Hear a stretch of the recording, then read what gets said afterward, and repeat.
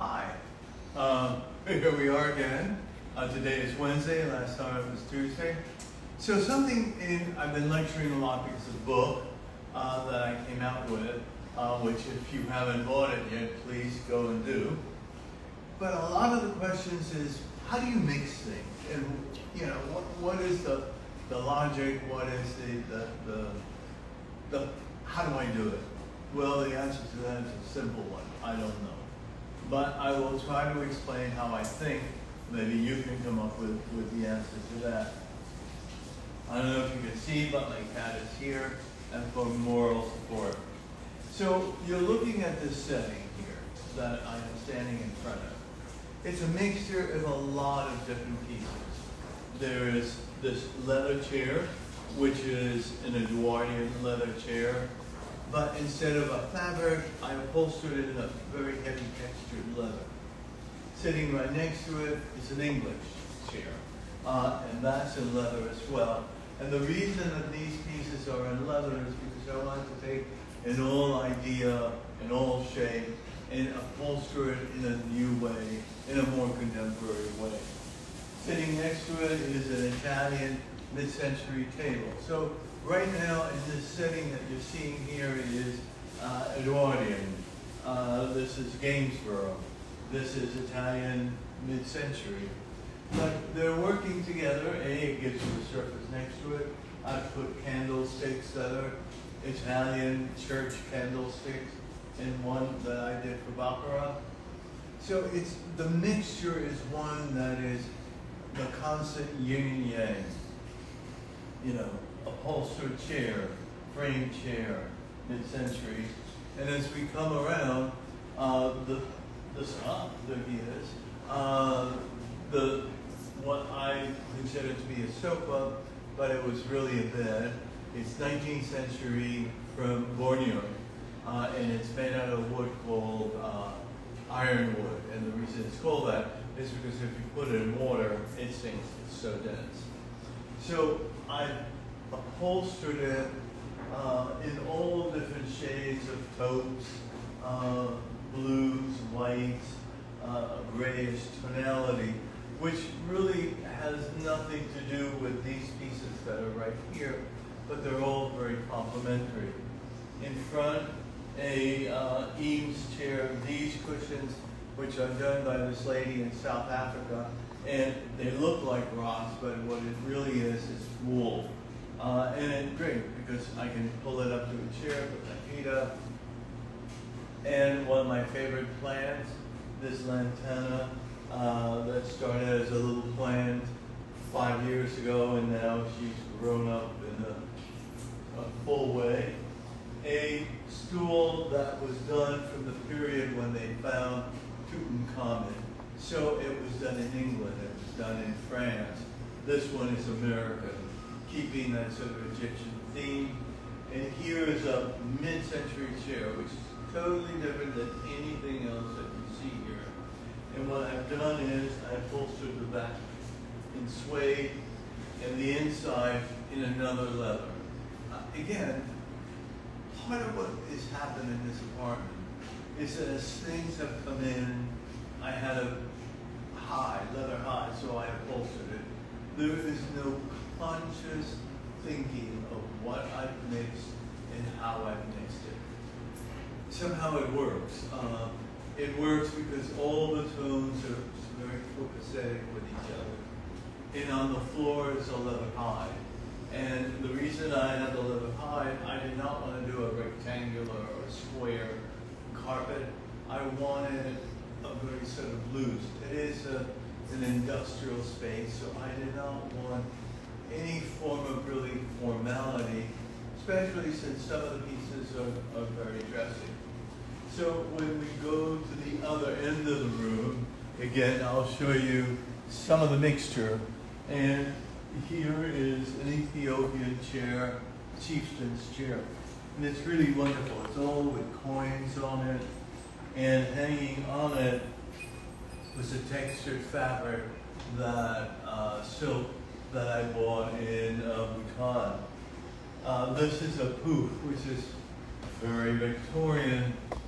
I used it in the show house, so I had it. So I thought, how perfect. Something white that I still covered it in, and it fits right under this picture ledge.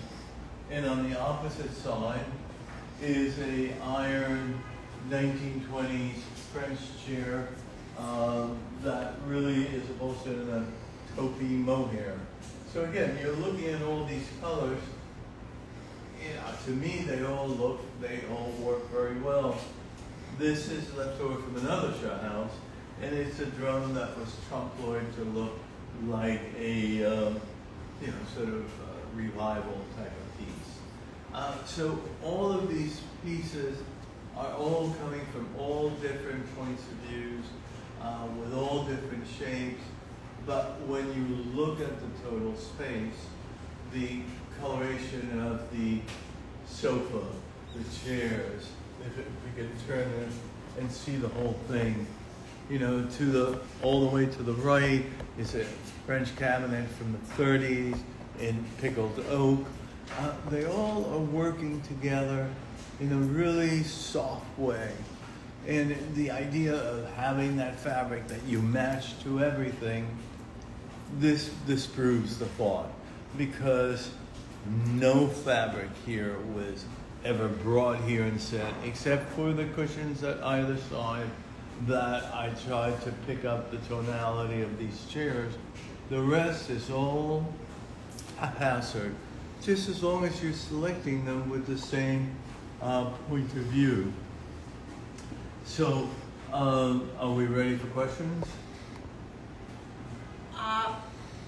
Someone wanted to hear a little more about the Egyptian stool and other pieces that you've purchased from Egypt, even if they're not in this room. I have in Montauk I love scarabs. And in Egypt, in Cairo, they sell them all over the place. Wherever you travel on the Nile, they're selling you, fake scarabs. So I have like 15 of them in grading sizes from large to small, and different colors. And I have them all laid out on a picture ledge like this one right here. And the stool I bought actually in a flea market here in New York that used to be on 23rd Street, but it's no longer there. All these pieces are this chair, which is, I call the lipstick chair, which is done in VW Home. Here it's upholstered in a silk fabric. It's really great. The little table in front is contemporary. It was a gift from my partner, Matthew Yee. The chair is one that we do for VW Home. And the last piece, which I bought in the Paris flea market, is this settee. It's, country French, which I upholstered in like a taupe wool, but I have a leather hide thrown over it, which again is one of the other tonalities in this space. Questions? I'll sit here and, yes. One of the things you've said on social media is that this is... They're lies, they were all lies. They're all lies, yes. Yeah. This is not a, do what I say, not what I do. You're do what I say and what I do with this apartment and with your clients. Well, how this is done, unfortunately, I don't have the freedom. I don't have a client that says, here's my space, go out and find things and mix them all together, don't show it to me until it's finished. I can't, I wish, it's only happened once, and that was my client Lynn, when I was doing a house in Sag Harbor, which is in my new book, and there is a mixture of all different periods and shapes, but everything was upholstered in the same tonality, but in different types of fabrics. But besides that, you just don't get that opportunity because they want to know what you're buying. How is it going to work together? And they would say to me, do you know how they're going to work together? My answer is going to be no. I'm just buying things I like and different points of views, and that's very hard to find a client that really allows you to do that. You redid this loft a couple of years ago, and it was featured in an article in Elle Decor. Right. What made you want to redo it, and what new things did you buy? No, I didn't buy anything really new. I just took things that were in the bedroom, brought it out to the living room. Look at that, there's single objects here, so they can be mixed many different ways. The club chair used to be in the bedroom. This used to be my dining banquette.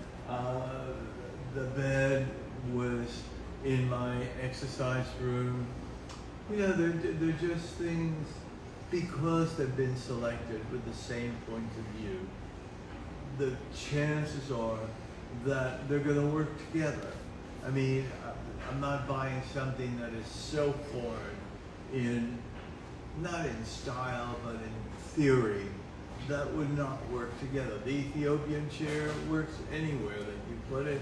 It's a wonderful little piece of furniture. You know, it's chieftain chair. It's old. It has character to it. The same thing with this sofa. So you can take that chair and put it in front of this. Though I would say to you, I would not take the Ethiopian chair and put it in front of the sofa because they're both wooden frames. So I would put something upholstered in front of this because again, it's a yin and yang. By me saying that you could take that and put it in front of this shows you how much thinking I put in putting these things together. To me, they look right and they work. And I don't think a frame chair in front of a frame sofa really work as well. So did you kind of pictured in your mind how it was going to look, and I was going to ask you if you'd made combinations that didn't really work, but it sounds like it's both an intellectual and visual. I don't know how intellectual. Did I visualize how it was going to work? No. I just brought the pieces in and said, oh, I need a table next to that. Oh, I love the English chair next to that round table.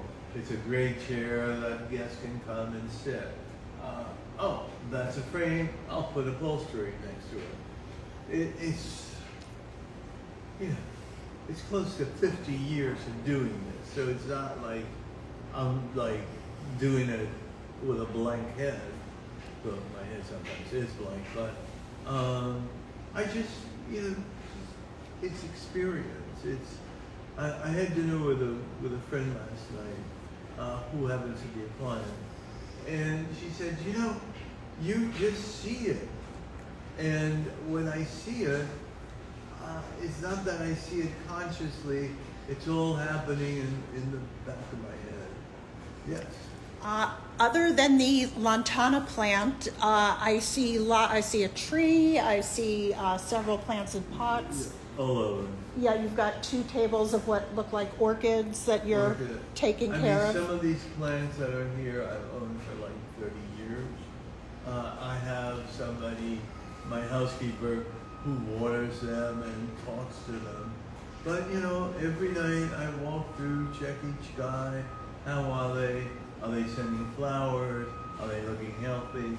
I think that to me, they're friends. And they're friends that I've had for a long time. I mean, though I have water lily plants, and I've had those for like, 14 years. You know, I'm very lucky. I have great light, as you can see from behind, and you have to talk to them. You have to make love to them. You have to, you know, they give you such pleasure. You know, they'll send flowers as a gift to you. You have to, you know, treat them, you know, with care and love. Have you ever used a living plant wall for any of your projects? No, I've always wanted to do that. I've tried to do it in a restaurant, and I was told, too much trouble, then they die. Yeah, well, unless you do it out of plastic, things live, things die. But no, I haven't. I would love to do it. And do you add plants to your clients' projects? Do you build them in with the design? Well, I'll bring orchid plants when I install a job, or a tree like this one, who is the best type of, it's in the ficus family, but it does well in dark, light, full sun, partial shade. And I mean, I've had this, which I used in my kids-based show house, which was 4 or 5 years ago. And it just keeps growing and just doing really well. So that's what I mainly use. I like the idea of very sculptural looking trees, less formal and, you know, hard shapes. I like things that look like a piece of sculpture, a live piece of sculpture. So you bring the plants when you install it. Install the job. But those are your plants that you then take away, or those are plants that stay? No, once you slip this tree into the job, I'm not going to pick it up and take it with me. Okay. I always plant them in terracotta with saucers, but you want to be sure that those saucers are terracotta color, but they are plastic, so it doesn't destroy the floors. And I always do wheels underneath it, so if you want to move it around and clean or just move it to another place, you can do it. What is the light directly behind you? It is a lamp, Italian, 60s, that I have owned for over 45, no, more, close to 50 years. It has traveled with me in different spaces, and it's so wonderful. It's theatrical. It's a Italian contemporary version of a theatrical light, and I love it. I have 2 of them. One is my night table light. The other one is here. And what's so great is with the barn doors, I aim it, you know, so you can control the light. So I aim it at the part torso of the Buddha that's on the pedestal behind. From Thailand.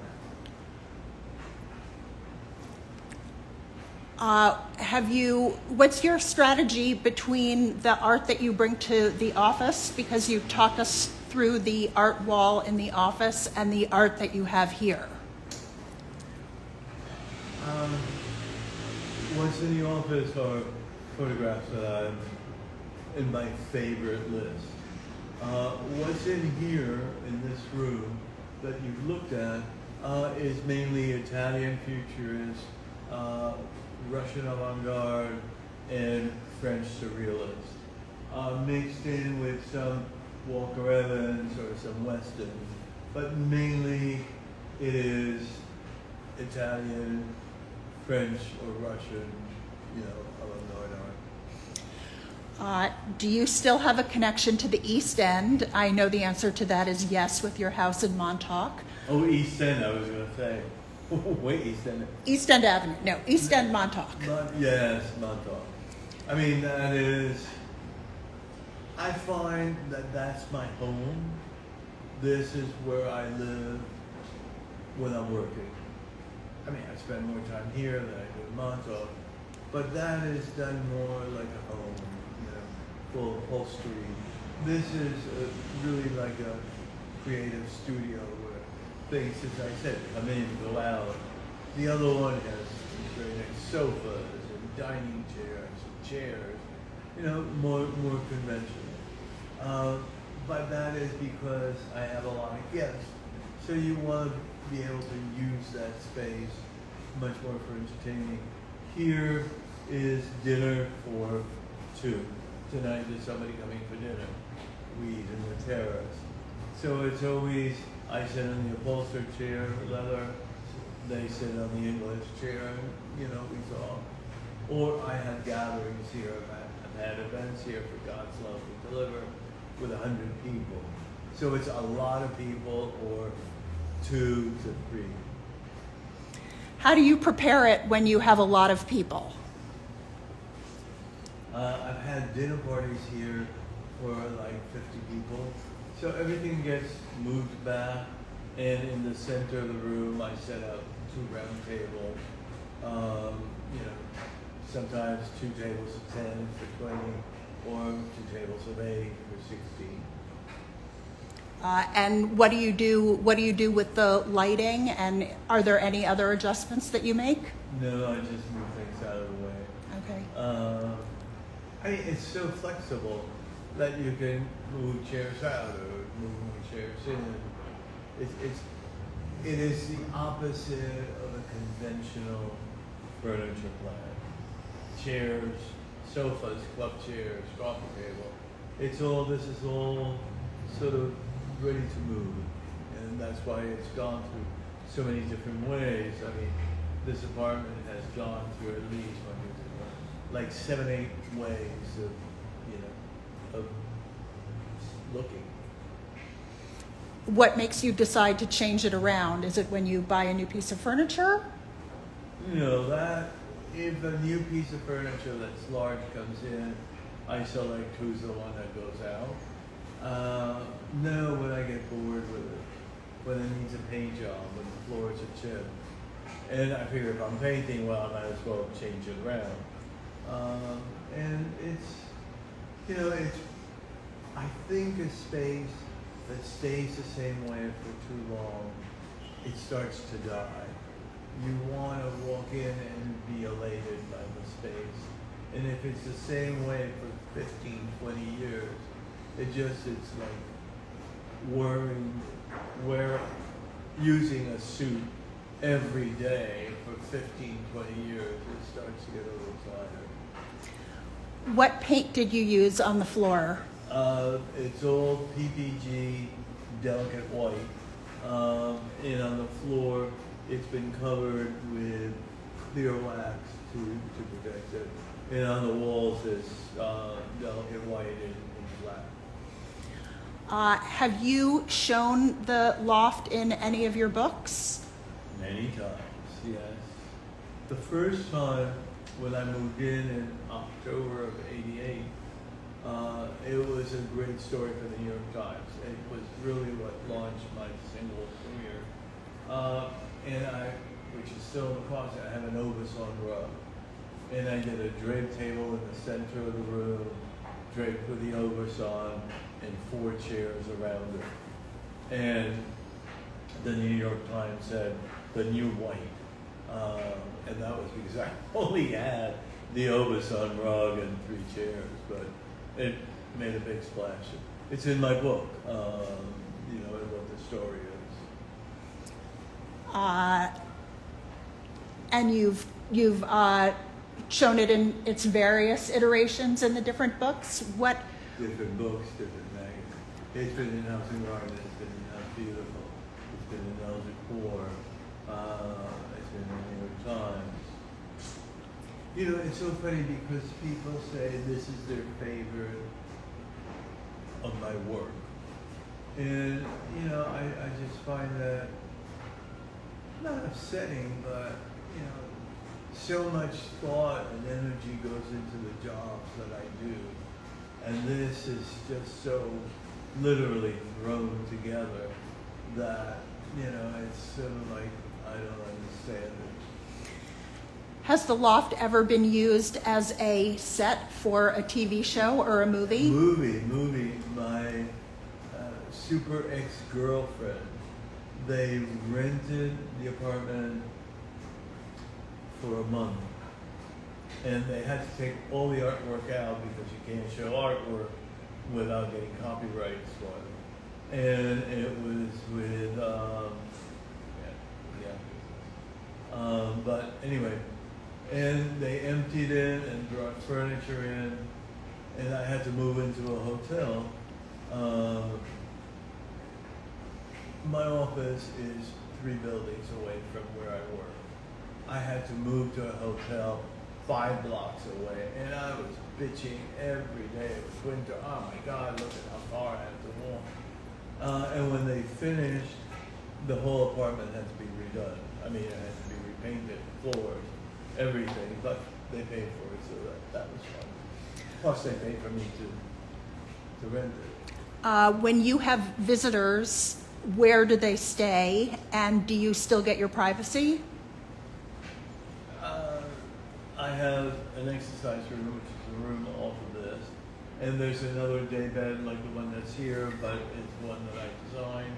It's my exercise room, guest room, TV room, and there's a curtain that closes it off, and it has its own bathroom.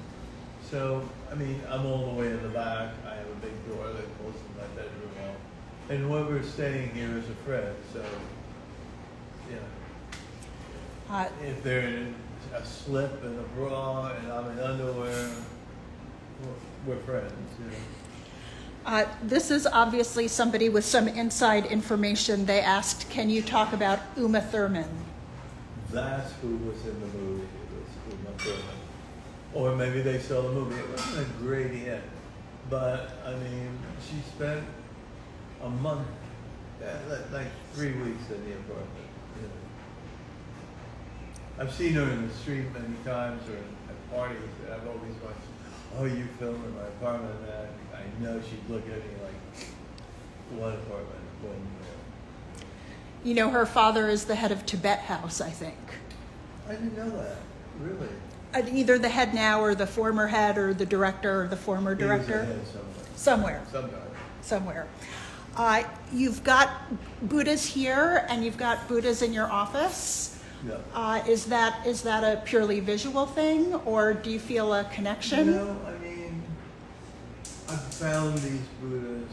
I mean, the one that was in the Italian table, I've owned that for like 40 years. It's one solid piece of teeth. I think you can tell a Buddha, the quality of the Buddha, by the expression. And the expression of that Buddha is one of such calm and love, you know. I love Buddhism, I think. And it's a focal. I mean, I think it's always good if you're starting collections to have a focal point. Mine was Buddha, so I brought them to Sri Lanka, Tibet, and Nepal, in Thailand, you know, Japan. You know, so whenever I find one that that appeals to me, I buy it. What are some of your other collections here and in Montauk? Photography, lands. I collect Tibetan horns, which are made out of seashell, which are used in Tibetan religion. So, you know, during services of Tibetan or Buddhist, they blow the horn. They have a dorji, which shoots flame towards evil spirits. And they have a dagger. And so I collect the dorjis and the seashells. What else? I don't know. There must be books. A lot. It's just a lot of junk here, you know that. They're all collections, you know. It doesn't look like there's that much junk. It looks like everything has a specific place. I'm running out of place. You know, I have, like this one, I collect fragments of Buddhas, usually crossed legs with a hand. And again, I've been collecting. You know, it gets very hard because these things no longer are available. I mean, I've been traveling for, decades. So I was traveling the Far East when a lot of people weren't, and I was buying. You can't find these things affordably anymore. They're very expensive. So I have nudes, female nudes, which I have a very large 6-foot statue here. That's it. Anything else? Can you decide whether you like your Montauk house or the Loft better? Montauk. That's my garden. And my garden is like, I love the garden. Listen, I have like 10 windows facing south that are 6 feet tall. I mean, where do you find that in New York? You know, big square space. 3 buildings away from my office. I mean, can I complain? Which came first, the office or the loft? No, actually Montauk came first.